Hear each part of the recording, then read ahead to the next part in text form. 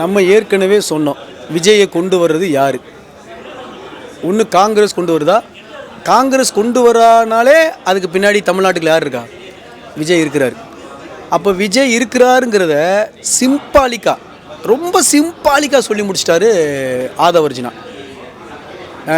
போன சட்டமன்ற தேர்தலில் வந்து உங்களுக்கு நான் வந்து கருப்பு சிவப்பு சைக்கிளில் வந்து உங்களுக்கு ஆதரவு தெரிவித்தேன், அந்த நன்றி கடனும் உங்களுக்கு இல்லைன்னா அப்போ என்ன?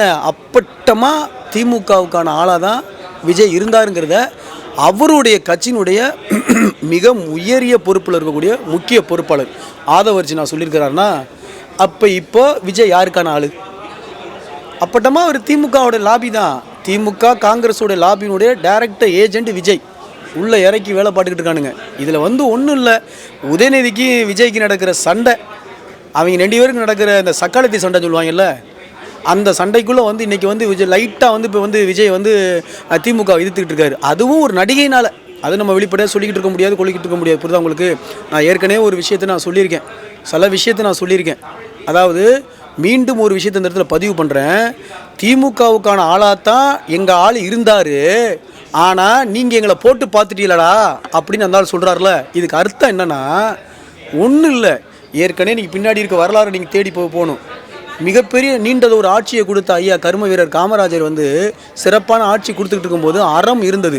என்றைக்கு திராவிடம் உள்ளே வந்ததோ, சினிமா உள்ளே வந்ததோ, அதன் மூலம் வந்து இந்த அறம் வீழ்த்தப்பட்டது மட்டும் இல்லாமல் ஒரு நடிகனை பார்க்கணும் சாரையாக கூட்டம் போச்சு. ஐயா காமராஜர் குறுக்கை நிறுத்தி வண்டி ஆளை நிறுத்தி எங்கப்பா ஓரியன்னு கேட்டார். இல்லை எம்ஜிஆர் வர்றாரா அப்படின்னாரு. எம்ஜிஆரோட இன்னொரு சிகப்பாக ஒரு நடிகை ஒன்று வருதான் அப்படின்னு சொன்னாங்களாம். அப்போ தான் சொன்னாராம், டே கூத்தாடி பின்னாடி போகிறீங்க, நாளைக்கு கூத்தாடி கூத்தியாக்கிட்ட நாட்டை கொடுத்துட்டு போயிடுவான். அதுபோல் இன்றைக்கி விஜய்ங்கிற ஒருத்தன் வர்றதுக்கு காரணமே அதுக்கு பின்னாடி இருக்கிற ஒரு ஆள். அந்த பெண்ணை வந்து யாருக்கான பிரச்சனையாக இப்போ இருக்குதுன்னு பார்த்தீங்கன்னாக்கு உதயநிதிக்கு விஜய்க்கு நடக்கிற சண்டை. இந்த சண்டையில் சிக்கிக்கிட்டவர் நபர் விஜய். அதனால அதிகார தேவைக்காக வந்திருக்காரு. தமிழ் தேசியங்கிற ஒரு ஓர்நிலையை நீ பெற்றிருந்தீனாக்கு திமுகங்கிற ஒரு பெரும் பிம்பத்தை அடித்து உடச்சி உட்கார வச்சு இன்றைக்கி அரியணையில் நம்ம கொண்டு வந்திருக்க முடியுமா முடியாதா? கொண்டு வந்திருக்க முடியும். நீ வந்து இந்த மக்களை நேசிக்கலை, இந்த மண்ணை நேசிக்கலை. ஏன்? உன்னோட மனைவி வழி வந்த ஈழத்தமிழர்கள் 3 லட்சம் பேர் கொல்லப்பட்டாங்க. உன்னுடைய மனைவி வழி வந்தவங்க. உன்னுடைய அந்த உரிமைக்காகவும் ஒரு பச்சை தமிழனாக கூட வந்து அந்த மக்களுக்கான போராட்ட காலத்தில் நின்று நீ அந்த உரிமையை இந்த 21ஆம் நூற்றாண்டில், இந்த 21 செஞ்சுரியில் நம்ம கண்ணுக்கு முன்னாடி 2 லட்சம் மக்களும் அப்படி சதையும் பிழவுமாக நம்ம பார்த்தோம். அது கூட இல்லாத அந்த அரசியல் கூட இந்த காங்கிரஸோடு நீ வந்து கூட்டணி வைக்கிறதுக்கும், இந்த காங்கிரஸ் வளர்க்குற ஆளாகவும் திமுக வளர்க்குற ஆளாகவும் இந்த ஆதவர்ஜினா வாயிலிருந்து வந்திருக்குன்னா, இவனை நம்பி வந்து நம்மலாம் போனமாக்கு இந்த நாட்டை வந்து கூட்டியாட்ட கொடுத்துட்டு போக மாட்டானா இல்லையா? 100% இந்த ஆள் போவான், 100% போவான். இவங்களுடைய மண்ணை பற்றியோ, மக்களை பற்றியோ, நிலத்தை பற்றியோ, நீரை பற்றியோ, மலைகளை பற்றியோ, காடுகளை பற்றியோ, வேறு எதை பற்றி இவங்களுக்கு கவலை இல்லை. இவங்களுக்கு ஒரே நோக்கம், இந்த நடிகர்களுக்கு மத்தியில், இந்த அரசியல்வாதிகளுக்கு மத்தியில் அதிகார சண்டை.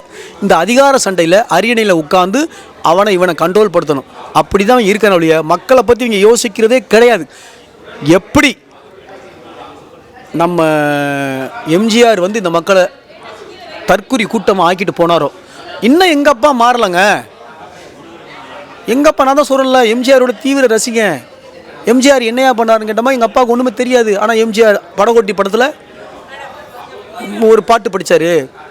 பாட்டை வச்சுட்டு தலைவனாக ஏற்கிற நம்ம தமிழ் கூட்டம் இன்னும் எங்கள் சித்தப்பா மாறலைங்க, எங்கள் பெரியப்பா மாறலைங்க, அப்புறம் எங்கள் அண்ணன் தம்பிலாம் மாறலைங்க.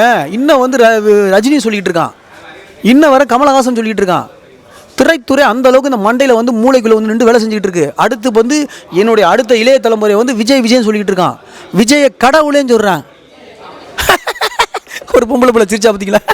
எனக்கு எங்கள் வீட்டுக்காரரோட எனக்கு விஜயை தான் ரொம்ப பிடிக்கும். ஏங்க சத்தியமாக நான் சொல்கிறேன்னா, இதுக்கு என்ன அர்த்தம்? என் வீட்டுக்காரரை வச்சுக்கிட்டு எனக்கு விஜயை தான் பிடிக்கும்னா நான் சொல்ல முடியல. அப்போ தன்னுடைய மகனை இறந்துட்டு அந்த வண்டியில் போகிறவளுவ அந்த 41 பேர் பழி கொடுத்துட்டு வந்து அந்த 41 பேரோட குடும்பத்தை விஜயுடைய ரசிகர்கள் கூட்டு போகிறானுங்க. அங்கே உட்காந்துக்கிட்டு அந்த 41 குடும்பத்தை இழப்பு அங்கே ஒருத்தி உட்காந்துக்கிட்டு ரீல்ஸ் போடுறா. உங்கள் விஜய் நான் அப்படின்னு அந்த பாட்டுக்கு ஆடுறா. இவங்களுக்கு ஆடா நம்ம போராடிக்கிட்டு இருக்கோம். இதை தானங்க வந்து ஈழத்தில் மேதக பிரபாகரனுடைய உயிரை பணையை வச்சு தமிழர் உரிமைக்காக கரும்புலிகளாக கடற்புலிகளாக வான்புலிகளாக வெடித்து சிதறும்போது யாருக்குடா செத்தாங்க? யாருக்கு செத்தாங்க? இங்கே ரத்தமும் சதைமா தொண்டைக்குழி ரத்தம் அப்படி கத்தி கத்தி ஆவியை போக்கி போக்கி ஒருத்தன் கத்திக்கிட்டு இருக்கிறார், ஒருத்தன் கத்தி செத்துக்கிட்டு இருக்கிறார். 1% வாக்கு இருக்கும்போது 4 லட்சம் இருக்கும்போது அதை சில கோடிக்கு விற்றுட்டு தன்னோட குடும்பத்தை பார்த்துட்டு போக தெரியாது? இல்லை அது மறுபடியும் 5% ஆகும்போது அதை சில கோடிகளை விற்றுட்டு பார்த்துட்டு போக தெரியாது? ஏன் இப்போ 8.5% வந்த பிறகு கூட இதை சில கோடிகளை பார்த்துட்டு ஒரு தலைவன் ஒதுங்க முடியாது? அவருடைய தேவை பொண்டாட்டி புள்ள குடும்பம் வெளிநாட்டு வாழ்க்கை செட்டில்மெண்ட் போயிடலாம். இப்படி தானே நம்மளோட முன்னோர்கள் நம்மளை வந்து பழி வாங்கிட்டு போயிட்டாங்க. அதெல்லாம் வீழ்த்தணும்னு சொல்லி தானே ஒரு தலைவன் வந்து இன்றைக்கி பெரும் கனவோடு 2 அரசியல் பாடமும் தமிழ் தேசிய பாடமும் தமிழ் தேசிய வகுப்பறையும் தமிழ் தேசிய பெரும் புரட்சி மக்கள் இராணுவ படை இங்கே கட்டமைச்சிக்கிட்டு இருக்கான். அப்போ அந்த தலைவனுடைய எண்ணங்களை மடைமாற்றும் விதமாக இந்த விஜயுடைய ரசிக மனப்பான்மை உள்ள கூட்டம் வந்தால் இவங்களை ஓட ஓட விரட்டி அடிக்க வேண்டிய தேவையும் அவசியமும் நமக்கு இருக்குது. இந்த விஜய் நாளைக்கு கமலஹாசன் எப்படி திமுகவில் சரண்டர் ஆனாரோ, இந்த கமலஹாசன் வரும்போது நீங்கள் பார்த்துருப்பீங்கன்னு நினைக்கிறேன், வரும்போது அப்படியே பெரிய வெறு மாதிரி டார்ச் லைட்டை தூக்கி திமுகவுடைய அரசியலை காலி புரிஞ்சுட்டு உள்ளே வந்தார். என்னாச்சு இப்போ? ஒத்த ராஜ்ய சீட்டு பார்த்தாலும் கம்மக்கூட்ட தூக்கி சொருக்கிட்டானுங்களா இல்லையா? அப்போ நீங்கள் வந்து ஏற்கனவே விஜய்க்கான திமுகவுக்கான ஆளாகவே இருந்திருக்க, மறுபடியும் நீ திமுக அவனை ஆளாக மாற்ற மாட்டாங்க. நீ தான் காங்கிரஸ்கிட்ட போய் டேரெக்டாக வந்து ராகுல்கிட்ட டீல் பேசணும்னாச்சே, தமிழ்நாடு காங்கிரஸ் கட்சி தலைவர் பதவி கொடுங்க நான் உங்கள்கிட்ட வந்துடுறேன் அப்படின்னு டீல் பேசணும்னாச்சே. நீ உன் கண்ணுக்கு மட்டும் 3 லட்சம் மக்கள் செத்து கொல்லப்படுறது கூட உனக்கு தெரியலையே. உன்னெல்லாம் எப்படி நாங்கள் ஏற்றுக்க முடியும்? நீ உண்ணாவிரதம் ஈழத்தமிழர்களுக்காக நீ உட்காந்துட்டா அங்கே இருக்கக்கூடிய எத்தனை நடிகைகள் துணை நடிகைகள் கேமராமேன்கள் அசிஸ்டன்ட் டைரக்டர்கள் கோ ப்ரொடியூசர்ஸ்கள் அத்தனை பேர் உணர்வு உள்ளவன் உண்ணாவிரதம் இருந்து ஈழத்தமிழர்களுக்காக செத்துருக்கேன். ஒரு தடவை நீ உண்ணாவிரதம் உட்காந்துட்டீங்கன்னாக்கு அதெல்லாம் புரட்சி நாங்கள் நினச்சிட்டு போயிருமா? புரட்சிக்கு வேறு உண்ணாவிரதத்தில் ஒரு நாள் பங்கெடுக்கிறது என்பது வேறு. புரட்சி என்பது அரசியல் அடிப்படை மாற்றத்தை அப்படியே தூக்கி புரட்டி போட்டு தன்னுடைய அரசியல் பிரிவை கட்டமைக்கிறவனுக்கு புரட்சி. நீ என்னைக்கு புரட்சி செஞ்சுருக்க? உன்னையெல்லாம் புரட்சிவாதிலாம் கடவுளையும் கும்பிட்டுட்டு இருக்கானுங்க. குஷ்புக்கு கோயில் கட்டின கேவலமான தற்கொலை கூட்டத்தில் பிறந்துட்டோம்னு வெக்கமாக இருக்குது, வேதனையாக இருக்குது, அவமானம் இருக்குது, ரொம்ப அசிங்கமாக இருக்குது. அவன் சொல்லிலிருந்து நாக்கிலிருந்து தமிழ் பேசும்பொழுது எனக்கு அவமானமாக இருக்குது.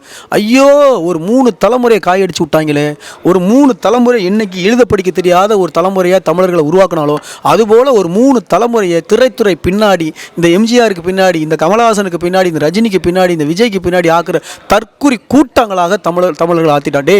எல்லா நடிகனையும் பாரு, எல்லா நடிகனையும் ரசி, எல்லா நடிகனுடைய பாடலை ரசி. நானும் திரைப்படம் பார்ப்பேன், நானும் திரைத்துறையில் இருக்கக்கூடிய ரஜினி உடைய நடிப்பை ரசிப்பேன், விஜயுடைய பாடலை கேட்பேன், விஜயுடைய ஆட்டத்தை ரசிப்பேன்.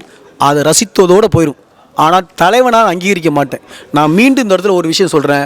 அப்பட்டமாக திராவிடம் உருவாக்குற, பகிரங்கமாக சொல்கிறேன், திராவிடம் உருவாக்குற ஒரு நபர் தான் விஜய். இன்னும் 3 ஆண்டுகள் 5 ஆண்டுகளில் இல்லை 6 ஆண்டுகளில் விரைவில் விஜய் திமுக வசம் இல்லை திராவிட வசம் அவர் வந்து விரைவில் ஐக்கியமானார். அவர் பின்னாடி போகக்கூடிய ஒட்டுமொத்த மக்கள் கூட்டமும் காயடிக்கப்படும்.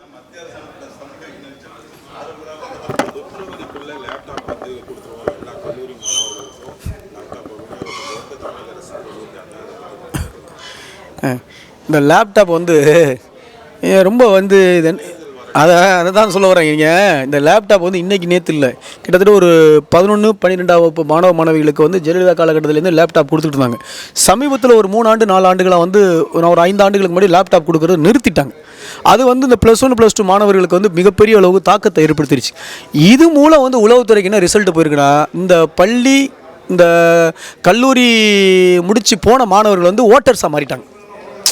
இவங்க ஓட்டர்ஸாக மாறின பிறகு ஏன்னா ஏற்கனவே ஒரு பேச்சு வந்து லேப்டாப் வாங்கினவெல்லாம் வந்து எனக்கு திமுக அதிமுக லேப்டாப் கொடுத்தாங்க, இந்த டிஎம்கே எங்களுக்கு லேப்டாப் கொடுக்கல. அப்போ அந்த செட்டில் என்ன பண்ணுறா, ஒரு பெரிய தலைமுறையில் ஓட்டர்ஸ் தலைமுறையாக மாறிட்டான், லட்சக்கணக்கான பேர் மாறிட்டான் மாணவர்கள். அப்போ இவங்க எல்லாம் வந்து ஓட்டு போட மாட்டாங்கிறது உளவுத்துறை ஒரு சென்செக்ஸ் போகுது. இன்னும் ஈவனுங்கிறது இது சம்மந்தமான பொதுநல வழக்கே போட்டிருக்கேன். ஏன் இந்த 2018 to 19, 20 to 21 இதில் வந்து நீங்கள் லேப்டாப் எத்தனை மாணவர்களுக்கு தமிழ்நாடு முழு கொடுத்துருக்கீங்க? 25 to 26 எத்தனை மாணவர்கள் கொடுக்கல? 24 to 25 எத்தனை மாணவர்கள் கொடுக்கல அப்படின்னு பார்த்தா அதில் ஒரு பெரிய லிஸ்ட்டே வந்துச்சு. அப்போ அதில் கொடுக்காத மாணவர்களை நீங்கள் ஓட்டாக மாறின பிறகு அந்த ஓட்டா மாணவர்களோட ஓட்டு வரணும்னா இந்த லேப்டாப்பை கொடுத்து அவனை தன்னோட கட்டுப்பாட்டில் வைக்கணும். இதுதான் திராவிட மாடல். அது இலவசம் என்பது வேணவே வேணாம், அப்படின்னு நம்முடைய நாம் தமிழர் கட்சியினோட கொள்கை.